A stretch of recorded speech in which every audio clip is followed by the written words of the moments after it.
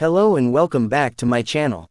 Today we're going to debunk this so-called apostate who claims he is the best ex-Muslim YouTuber. My name is Apostate Alauddin, and not to toot my own horn, but you're watching one of the best ex-Muslim YouTube channels, so consider subscribing if you haven't already. Anyways, let's begin. Let's start with Ibrahim's hate for idolatry and polytheism. According to the Islamic narrative, Ibrahim was a monotheist, a believer in one God, despite his father and the people around him being idolaters and polytheists. Ibrahim always just sensed that there's something wrong with the beliefs he was expected to have. And trust me, as an ex-Muslim, I could totally relate to that. In verse 74 of Surah Al-An'am, Ibrahim said to his father, أَتَتَّخِذُ أَصْنَامًا آلِهَةً إِنِّي أَرَاكَ وَقَوْمَكَ فِي ضَلَالٍ مُبِينٍ. Do you take idols as gods? Indeed, I see you and your people to be in manifest error. And in this verse, Ibrahim says it more explicitly, do you worship what you carve? Now, I can't speak for the people of Ibrahim. Maybe there were people who believed that the statues they made and prayed to were gods. But if this is supposed to be generalizing polytheism and idolatry as concepts, then this is false. Most people who pray with or to idols don't believe that the object in front of them is actually a deity or a god, but a representation or a conduit to the god. They don't think a man-made statue is literally a powerful god. He is literally misrepresenting the Quranic verse. Ibrahim was asking a question to the polytheists in a debate, and to understand something we have to always look at its context. According to Tafsir Ibn Kathir, the pagans told these are just their intercessors to God Almighty, so they worship it. That's what the Hindus believe as well. They believe idols to be just intercessors rather than God. But if you believe something not to be God, then it's useless to worship it. It's just like this picture is not the literal person himself, but still you are foolish enough to talk to it as if it was a literal person. And then Ibrahim told them these are merely stones who can't give them anything, so it's utterly useless to worship them unless you believe them to be literal gods. And the following question in the verse was asked by Ibrahim, do you take these idols as gods? Quote, meaning, do you take them as something worthy of worship except Allah? It's just like saying when you are lost in a forest and you pull out a map and your friend tells you, do you think this piece of paper can get us out of this? Asking a question doesn't mean you are claiming it. Just as if I ask him, do you believe in God? When I ask this, I am not claiming he believes in God, but I am asking him a question. He literally tried to straw man us by misrepresenting the verse. Nowhere in the verse does it say the polytheists take idols as literal gods. Whenever Quran talks of polytheism, it never says the pagans take idols as gods. For example, here are some verses.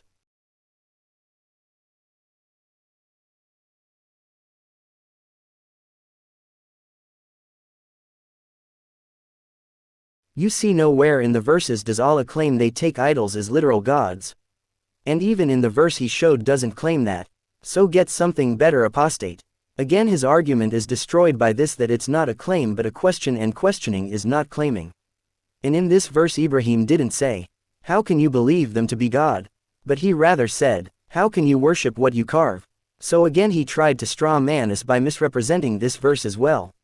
And nowhere in the verse does it say they take idols as gods. I challenge him to prove me his point from the Quran that Allah claims polytheists take idols as literal gods. So no, generally polytheists do not worship what they carve. The Quran Wait, what? They don't worship what they carve? Does he even has common sense? He literally lost his brain cells at this point. tends to misrepresent an opponent's position in order to make it easier to argue against. That is called arguing against a straw man. He is the one who misrepresented the Quran and tried to straw man us. What a liar. When the Quran only tells a story of polytheists with silly beliefs, like man-made statues being actual gods, it primes Muslims to think that polytheism is stupid without actually engaging with the idea. And when the Quran does engage with an idea, it sometimes does so poorly. For example, in these verses, the Quran argues against the possibility of multiple gods by claiming that the earth and the heavens would be ruined if there were more than one God. No elaboration on why. Objectively, this is not even an argument, just a claim. But common sense is enough to understand this simple verse. If they are two powerful beings with their own intelligence and control, if one God wants to kill someone and other wants to save him, what will happen? It will result in a clash and a conflict, and everything would be ruined. But when Muslims repeat this, they say that multiple gods would clash because there can only be one most powerful God. Even if I consider that version of it to be an argument, it is a poor one. Because firstly, if gods are beyond our powers and comprehension, why do we imagine them with the personality of an arrogant human king? Islam never said Allah is an arrogant king like the Greeks. I am not here to defend anyone else's belief. Why can't they be so divine and perfect that they know how to share and not fight? There is no logical reason that scenario is impossible. Yes, it is impossible. Let me teach him why do someone share something. One, if there is only one resource and two people, they share. They share it because if they don't, none of them would have it. 2, one has too much to share and so he shares it to other. If they both have equal powers, why would they even mind to share? If we apply this scenario to God, then it doesn't make sense. How can gods not have such power that they literally have to share it, but if they don't, none of them would have it? That would make him dependent on that, and God is not dependent. The other scenario is that if only one God has everything and other has none. How can the other one be God if he is literally dependent on other? And if they both have equal powers, there is no need to share. And another reason why sharing is possible is because they both need that power and the only way is to share it. Which doesn't make sense at all for someone like God. There is no sense in saying why can't gods share their creations and powers when they both have the capability to do whatever they want. I challenge him to prove how this scenario he told makes sense at all. Secondly, we have not seen a world ruled by multiple gods, or one god, or no gods. We have no way of telling which one our world is. So how can we make assertions about what the other versions would look like? If anything, our world more closely resembles one with no oversight, or maybe multiple opposing forces that ebb and flow, with chaos and destruction and sadness and evil. It's less intuitive to believe that this is all the work of one entity that has big feelings on how this plan is unfolding. I'm supposed to believe that Allah destined everything to happen, including polytheism, yet he still gets angry when things happen according to his plan. This is how Allah is portrayed in Islam, like an angry, jealous king who will torture you forever if you acknowledge other kings. So is this verse a good argument? No, it's an assertion that the author didn't bother to justify, and I cannot believe this is God's best attempt at proving his religion. Hit that like button if you think you can win a debate against such low-caliber argumentation. First of all, why is he even trying to justify polytheism? And I challenge him to prove me that polytheism was a plan of Allah. He is actually talking about the concept of predestination and free will, which I would upload shortly after this video, shutting the mouths of all of atheism at once. Let's keep moving. Back to Ibrahim. The story doesn't mention the polytheists preventing him from being a monotheist. He was the one always in their face about their beliefs, and they wouldn't budge. MashaAllah, they had iman. They had strong faith. And isn't that a good quality that is encouraged in Islam? If a Muslim is expected to have blind faith and never doubt their religion, and the non-Muslim feels the same way about their religion, why is it only bad when they do it? But it's different because my religion is true and theirs is false. Said everything. Wait right here. Again he is twisting and turning things according to his will. Who told the polytheists never forced Ibrahim? If he is literally taking this very verse as only evidence, then he is being a hypocrite. Because whenever you want to understand something, you look at its context. And absence of context in the sentence doesn't mean it never happened. Ibrahim was greatly forced by his own father to worship them and bow in front of them. He wanted Ibrahim to be a priest of the big temple. Instead of explaining him how it made sense for him, his father would often rage on him for not worshipping them. And even when Ibrahim didn't start preaching, he was told by his father to be with the idols. And even when he started preaching, when they were going to their festival, Ibrahim had to pretend to be sick in order to save himself from them.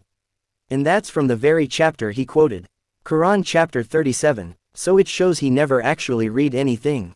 And all the explanation I gave was from Tafsir ibn Kathir. Theist ever. In a similar vein, when Ibrahim asks why they worship the idols, they said that this is what we found our fathers doing, which is the same mechanism behind why most Muslims are Muslim, by birth and indoctrination. If Allah understands this bias that most humans will have towards their religion of birth, how is it fair that he tortures a polytheist for being indoctrinated but not a Muslim? But it's different because my religion is true and theirs is false. Anyway, the polytheists didn't harm Ibrahim, they just kept doing their thing. But Islam is not very pro-freedom of religion, so... And this is one of his another bogus claim. Allah doesn't punish him because he followed his father, but in his life he with choice rejected Allah's command to come towards the truth. It's because he chose his father's religion over Allah. And who said Muslims today are Muslims because of their parents? I am Muslim by my will. I could have left Islam if I willed. But the truth is clear upon us and we only follow Islam. We are Muslims due to our parents till we are children.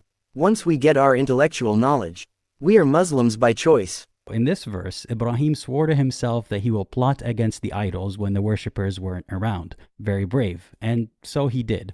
He smashed their idols. Now, why would Allah come up with a story that might inspire Muslims to behave that way? To feel morally justified to destroy someone else's property because they won't convert to Islam? Let's do a bit of role reversal. How would a Muslim feel if after a debate with a Christian, a mosque was vandalized? But it's different because... And here he repeats his argument again. If I tell my child a story of a bad man and how he had a terrible end, I am telling him to be like that? Obviously not. In Quran it's a clear command that there is no compulsion in faith. And Quran further says we must not disrespect their idols. It further states we must treat them kindly. If someone is narrating an incident, it doesn't mean they are encouraging you to do it. Because my religion is true, and so Ibrahim smashed all the idols except one. When the worshippers returned, they asked if he did this transgression, and Ibrahim replied in this verse, "The big statue did it.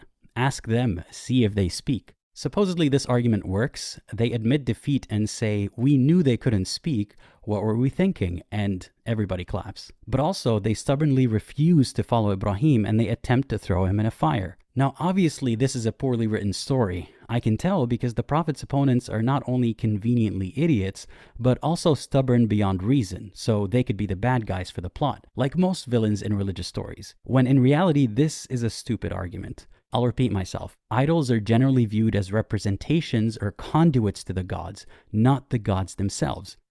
He again misrepresented the whole idea. Ibrahim's main motto was not to prove they are not gods themselves.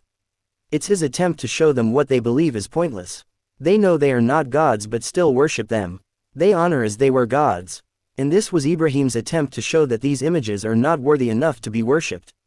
That's it. As I said, it's utterly nonsense to talk to a picture knowing it can't answer them back. Worshippers know they don't speak, and those gods, if they are real, are under no obligation to intervene and protect the idols. To draw a parallel in Islam, Muslims believe that the Kaaba is the house of God. They don't believe God is literally cooped up inside with the Qur'an and incense. They know it's symbolic. No, Kaaba is not symbolic. It's just the first house of worship to be ever established for mankind. That's it. It's not God, or God's image or his representation. And according to this surah, Allah protected the Kaaba once from invaders using birds throwing hot stone projectiles. I wouldn't be surprised if a sheikh claims that Islam predicted drone warfare. But it might surprise you to find out that the Kaaba was destroyed and rebuilt multiple times throughout history. Wait, who told it was destroyed? It became old and its wall became weak as any other building, showing it's nothing special. So it was renovated again and again. And renovation is not equal to destruction. The Kaaba still stands, and that's the proof it's protected by Allah. Most recently in 1979, the Kaaba and the mosque around it were forcibly taken by Islamist militia for 2 weeks. The siege ended with the help of Western military forces, not Allah or his angels. What his point is, why did Allah choose humans to save his house? Well, Allah only responds when it's beyond humans' power. You can't just expect Allah to do miracle for you in small issues. You can't expect Allah to cook the food for you because you don't know how to cook. And the bloodbath cost hundreds of lives and hundreds more injured. Death occurs to those who Allah wills. This is not even an argument against Allah. The Kaaba still stands firm. Point is, Muslims are capable of understanding that they pray towards the Kaaba but they don't worship it, and that it's the house of Allah but He's not inside it. So it shouldn't be so hard for Allah and His followers to understand that most idolaters do a similar thing. They pray to a statue, but they don't think it's literally a god. And know that they don't do a similar thing. They worship the idols knowingly they are not gods. And wait a minute, when did we say they believe them to be literal gods? It's an argument which he himself made by misrepresenting the Quranic verse. So he is again committing straw man fallacy. If a believer thinks that God's not protecting stone statues as proof they don't exist, then what about Allah's inaction when stone and flesh are broken in His holy house? I mean, armed invasion aside, in 2015 a construction crane near the Kaaba fell on Muslims and killed and injured hundreds. The government blamed it on the wind, but who controls the wind? Supposedly Allah. So if you think destroyed idols means no deities, then by the same token, destroyed Kaaba means no protector, no Allah. No, destroyed idols doesn't mean they are not gods. They are not gods. Now don't misrepresent my claim into saying I said idols are gods. No, I didn't. Broken idols just means they are not worthy to be worshipped. And again, wait a minute, who said the Kaaba was ever destroyed? It was never destroyed by anyone. Despite of many calamities, the Kaaba stands firm. It's enough to prove it's protected by Allah. Violence and bloody deaths in Allah's house means no Allah. And how does violence prove there is no Allah? It's completely nonsense. Or to quote Ibrahim in this verse, why do you worship what does not benefit you or harm you? Oops, friendly fire. You might be thinking, wait a second, Aladdin, Allah does benefit us and can harm us. How do we know? Because Islam says so. But can anyone demonstrate that? Does anyone have any proof that prayer to any entity actually works? Of course not. But believers of all sorts of religions think that their prayers work. So there's no way to prove that praying to an idol is any more useless than praying to Mother Earth or Amun or Allah. First he has to prove praying to Allah doesn't work. Let me prove that praying to Allah works.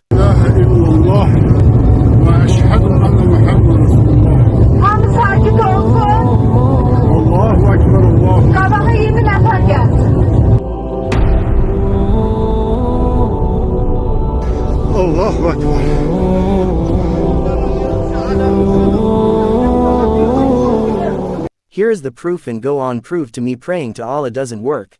Moving on, in these two verses, Ibrahim mockingly asks the idols, why don't you eat or speak? What is wrong with you? And if the argument is that inanimate objects cannot be gods, I've already addressed that straw man twice.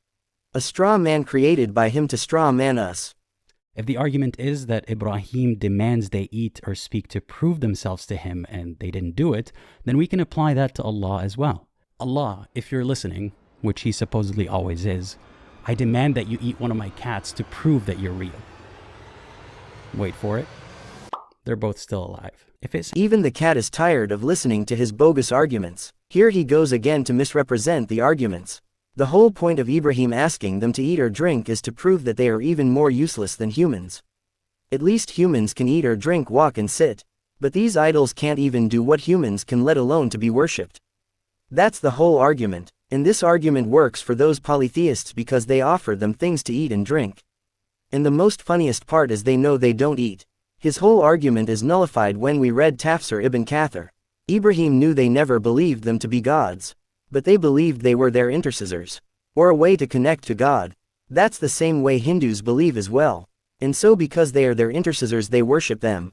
So all of these arguments imposed by Ibrahim is to prove they are not worthy of worship because it's way far for them to be intercessors to God.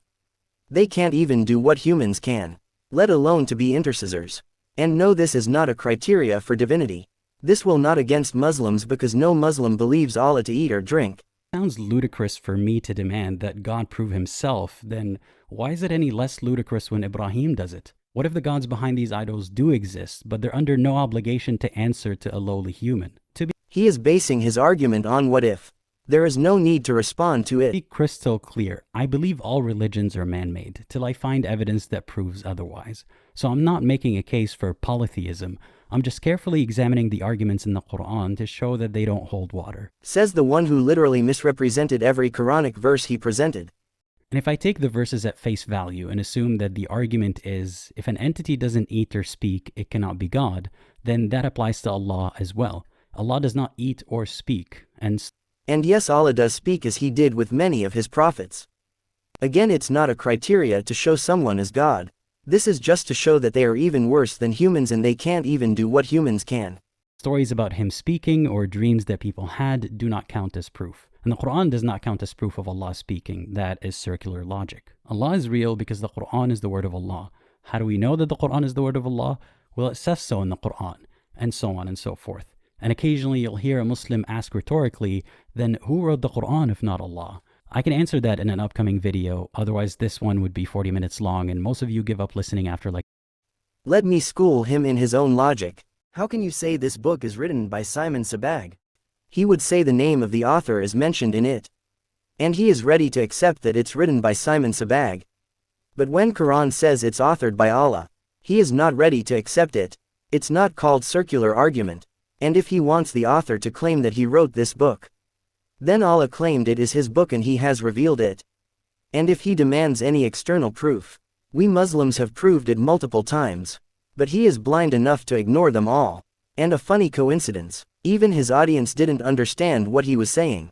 During the other points they were commenting and playing around, but when he was telling this his chat remained still, trying to understand what was he spitting. It was actually live streamed. To a lowly human. To be crystal clear, I believe all religions are man-made till I find evidence that proves otherwise. So I'm not making a case for polytheism. I'm just carefully examining the arguments in the Qur'an to show that they don't hold water. And if I take the verses at face value and assume that the argument is, if an entity doesn't eat or speak, it cannot be God, then that applies to Allah as well. Allah does not eat or speak, and stories about him speaking or dreams that people had do not count as proof. And the Qur'an does not count as proof of Allah speaking. That is circular logic. Allah is real because the Qur'an is the word of Allah. How do we know that the Qur'an is the word of Allah? Well, it says so in the Qur'an, and so on and so forth. And occasionally you'll hear a Muslim ask rhetorically, then who wrote the Qur'an if not Allah? I can answer that in 10 minutes anyway. Maybe our parents were right. It is that damn phone. Back to the verses. These ones demonstrate Ibrahim's process of elimination to arrive at monotheism. During the night he saw a star and he said, "That is my God." When the star set, he said, "I do not like those that disappear." The same thing happened with the moon and then with the sun. Ibrahim said to his people, "I am free from what you associate with Allah." So in a sense, he felt like those were sufficient arguments against polytheism. So did Allah, otherwise he wouldn't include them in this book. There is so much I have to say about these verses. First of all, stars... He failed to realize that this very verse is enough to expose his straw man. Ibrahim said he is free from what they associate with Allah, which proves he never thought they worshipped them as literal gods. If this was the case he wouldn't have said that. He literally highlights what they told him. So he literally exposed himself. And the sun and the moon do not just disappear, as in cease to exist. They're just out of our field of view because we live on a rotating sphere. But Ibrahim and Allah seemingly didn't know that. Otherwise it wouldn't be such a big deal to Ibrahim that they... And I guess he literally forgot that Ibrahim lived on earth as well, not in space. They disappear. Gods are under no obligation to show themselves to us 24/7. So what if they're just out of view? A powerful God would still be able to perceive us and affect us even if we cannot see it. And by disappearing he just mean they disappear under the influence of other. The moon is overpowered by the sun and sun outshines the stars. But at night the sun is outshined by the moon. It's to show that they are not worthy to be worshipped and to be believed as gods. And yes, in polytheism sun and moon are believed as deities. So Ibrahim didn't misrepresent anyone here as well.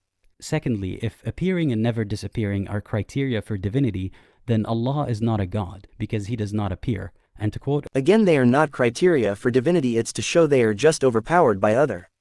And they don't possess the power to overcome the other when they are overpowered. This shows they are not worthy enough to be gods or to be worshipped. He does not appear. And to quote Ibrahim, "La uhibbul afilin." I do not like those that disappear. A Muslim can't object to me using Qur'an's logic, can they? Thirdly, even if we assume that a celestial body being out of view means that it can no longer see us or affect us, what if they're working in tandem with each other? I get that this is getting a bit pedantic, but it's no more pedantic than Islamic justifications for why things are the way they are. Like how Allah doesn't need angels to do his work, but they supposedly exist.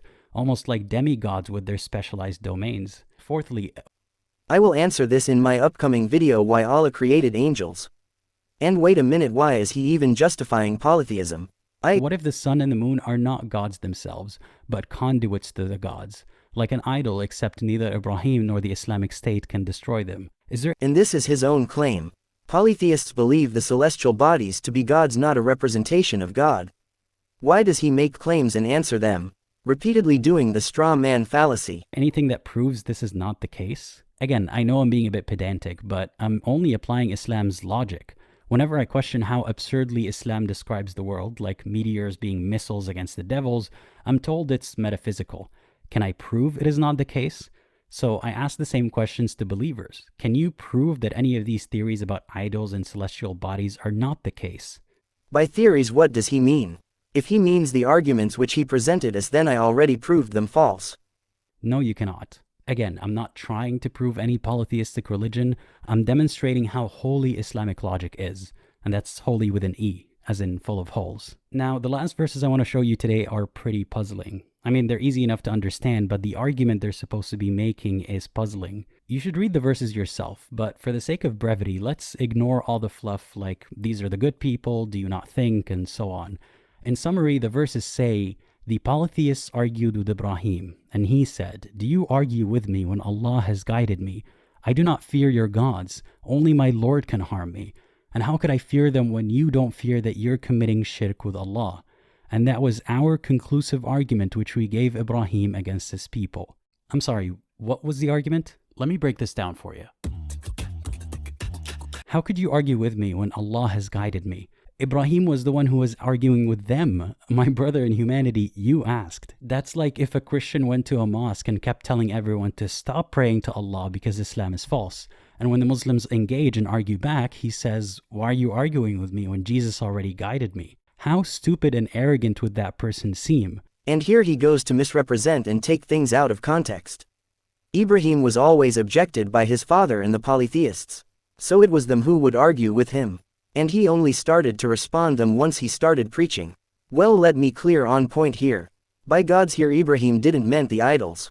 He meant those deities which are represented by the idols. And they believed these deities were associates to Allah the One Supreme. So here as well Islam didn't misrepresent anything. And I am not trying to straw man him as I have not yet addressed his point. If you don't want to argue, then shut up and leave them alone. Except the person doing that wasn't an obnoxious Christian preacher, it was Ibrahim. Then to paraphrase the rest of the verses, how could I fear your puny gods when you don't fear my GigaChad God? And I'm not the one calling this an argument. The verse explicitly says that was our conclusive argument. The author of this verse didn't just think it was an argument, he thought it was a good one. Is the argument in the room with us right now? First of all, fear should have nothing to do with a good argument. You don't win a debate just because you have a rocket pointed at the audience. He again is confused and confusing his audience. Because the polytheists would always threaten Ibrahim to fear their gods if not they would destroy him. And in response Ibrahim said this. So I can't see how this is a bad argument. He is literally answering what the polytheists threatened him of. That's essentially what the Qur'an does when it threatens people instead of making a good case for Allah. It is full of bad arguments and threats of hell, so if you're not totally convinced, you might as well follow just in case, so you don't get tortured. That is not only emotionally coercive, it's also intellectually bankrupt. A bit of a tangent here, but this is why I cannot believe in any religion that threatens torture if you don't believe in it, while also claiming that God is perfect. Not because I'm scared, but because it clearly is highly imperfect. I cannot believe that a perfect God would be 1. Petty, he takes this belief personally when he understands how reasonable it is, 2. Manipulative, he threatens to harm instead of proving himself, and 3. Incompetent because he can't prove himself. Why does he need fear at all? The apologetic retort is that some people need punishment as a deterrent, just like we have laws and prison sentences. But I'm not even talking about punishing crime and evil. Allah threatens torture if you make him jealous by praying to another god. It sounds more like insecurity than power, and I cannot believe a perfect God would be so insecure. Wait, when did we Muslims say Allah threatens anyone who doesn't accept Islam? He has literally made his own arguments and exposed them again, committing the straw man fallacy. So he expects God to leave those who worship others than him. And he says if God does this, God is perfect. That's nonsense. How is it that if someone saved your life and instead of thanking him you thank someone else? It's the same. It's God who brought you to life. And you worship others giving the credit to them. It is not God that created man in his image, it is man who created God in his image. Here he goes again to make a super stupid argument. If he believes to that universe came out of nothing, then he must have no problem in believing that AI and cell phone came out of dust. Because Allah's description sounds like an imperfect man amplified to infinity. Secondly, if Ibrahim is talking to people who acknowledge Allah as a big God and then a bunch of other small gods, then maybe within that belief system he can say that only the biggest and the baddest is worthy of worship. But if the Qur'an is meant for all people at all times, which it is, then it is posing this argument to polytheists in general, and it's a terrible argument. If I'm a polytheist and Ibrahim tells me I should be afraid because I'm committing a thought crime in his religion, I'd say, cool, I don't care because I don't believe what you're telling me is real. Similarly, if I'm a Muslim and someone says that according to their beliefs, I'm going to hell for eating meat, I'd say, cool, I don't care because I don't believe what you're telling me is real. So how is this verse in any way an argument, let alone a conclusive one? In the time of Ibrahim there was no Hinduism or Buddhism. They believed in the God that was preached by the prophets before Ibrahim. So they must prove that idolatry is something accepted by God. And if he is referring to modern polytheists, then in their scriptures there are clear verses against idolatry. This verse is again not referring to polytheism in general and is just narrating an incident that happened with Ibrahim. And it was a conclusive argument to Ibrahim, not us. It works perfectly with them. Unless this guy tries to misunderstand and confuse himself and his audience. There's more that's noteworthy in Ibrahim's story, like his bizarre debate performance with An-Namrud, but I'm not getting into that today. Instead, I'm assigning you some homework. Here's the relevant verse. Read it, look up the exegesis, and try to identify the faulty logic. Then we can compare notes in a future video. I've said a lot about the verses, but I still have some relevant thoughts. Seems I have already predicted his argument. It's simple. He would just apply the argument told by Ibrahim unto Allah. It will not work for Allah. Because Allah is the one who makes the sun go from east to west. His argument would work if there were any other God than Allah. Then it would make sense. But there is no God except Allah. So this argument is useless against Allah. Again, I am not trying to straw man him. I am just predicting his argument. I didn't conclude it is his argument. So I'll just blurt them all in this one section of the video. I don't want you to blindly trust my analysis or take me as some sort of authority on Islam or well, no one does. Criticizing it. This is all meant to demonstrate my process and help you think critically and realize that nothing is beyond questioning. If a story falls apart the more you poke at it, then it's a lousy story. And it's only fair that lousy stories which demand our belief and devotion are questioned pedantically. I know it's tempting for a believer to think that even if one odd argument or two exists in the Qur'an, there are plenty of good ones to focus on instead. But one bad argument in a perfect book is unacceptable. Excuse me, there is no bad argument in the Quran. I challenge him to prove that. Now he goes to make his emotional argument. It's not redeemed by a good argument or a verse that encourages kindness and charity. The standard is perfection. So how many flaws would it take for a believer to admit imperfection? I don't know the answer to that. It really depends on the person. And in my case, I can't even tell you how many it took, because I noticed so many imperfections in Islam over the years, but I kept telling myself that I must be wrong. There must be a way to make it all make sense. So yeah, I get it. It's not easy for a believer to admit to themselves that there are oddities in their religion. It's also worth mentioning another major imperfection, how messy and disjointed the Qur'an is. The story of Ibrahim is scattered over many chapters, with some redundant repetition and lots of details missing. A perfect book would not be so disorganized and out of order. A perfect book would not require secondary sources based on hearsay to interpret it. God is perfectly capable of sending one immaculate guidebook that explains itself, and this is not it. Not only is it a flawed book, it is an exploitative system. Islamic apologetics are full of fallacious logic and hostility, and I don't lay all the blame on flawed Muslims. I think it's baked into the Qur'an itself. The commentaries don't prove anything to be imperfect. They are only for better understanding. Even if you read Quran without the commentaries, you will understand it. Unless you are a person who doubts on every single thing. And if he means because Quran didn't mention Prophet's stories in detail and hence it's imperfect, then he has to seriously get educated. Quran is not a biography of the prophets, it's a book of guidance. It only uses their examples. And it's common sense when you use someone's example, it's unnecessary to know about their place they live and their lifestyle. And you would be astonished to know that he actually has a second channel where he tells stories for better sleep. So it should be not hard for him believe when stories are told as examples, it's unnecessary to know everything about them. Explicitly when your motto is to only give an example to the people. verses are full of ad hominem and strawmanning and threats instead of evidence, which is really frustrating because it works. It successfully exploits the human psyche. Every fallacious idea a believer is indoctrinated with takes me a long time to unpack in a video, and even longer for a believer to unpack it for themselves. And I need your help. I'm just one guy with a bunch of helpful volunteers. Despite making so many videos based on critical thinking, I can't cover every question and every bad belief. And I don't see myself as infallible or some kind of intelligent thinker. You can do this too. And I don't care about you knowing my critical thoughts as much as I care about you developing your own, be it about religion or anything else. So don't just take my word for it. I encourage you to read every verse I cite yourself and do your research and apply the skepticism to more beliefs in your life, not just Islam. The same deceptive mechanisms exist in religions, ideologies, and even day-to-day life. So don't focus on learning the specific counter-arguments. Focus on learning and practicing the skills. And again, I used this catchy title because that's what gets people to listen. But it's worth reminding you that Islam was never proven to begin with. You don't owe it to believers or anyone to disprove it, or else you implicitly agree, or else you have no right to disbelieve or no right to voice your criticism. As hard as it is for a Muslim to accept, Islam is not true by default, and anyone can not believe it or leave it without having to write a dissertation on it. You should not feel intimidated by how grand and established Islam seems to be. It doesn't matter how many people say they believe it, or how many people dedicated their lives to studying it.